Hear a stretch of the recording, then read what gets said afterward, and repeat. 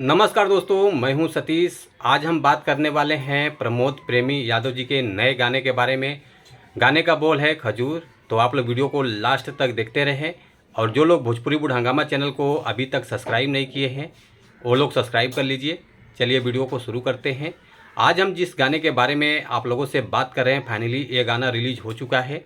वो आगे बात करेंगे किस चैनल से रिलीज़ हुआ है, पहले गाने के बारे में बात कर लेते हैं।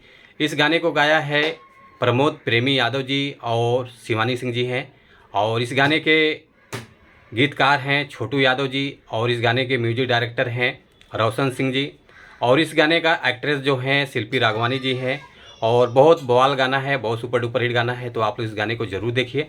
और इस गाने का रिस्पांस के बारे में बात कर लेते हैं, जो कि 13 घंटे में 53,000 व्यूज़ आया है, लाइक आया है 4,000 और कमेंट आया है 228।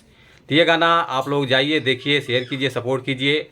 सूर्य म्यूजिक चैनल से ये गाना रिलीज हुआ है। तो आप लोग इस गाने को प्यार दुलार आशीर्वाद दीजिए और लोगों तक पहुंचाइए।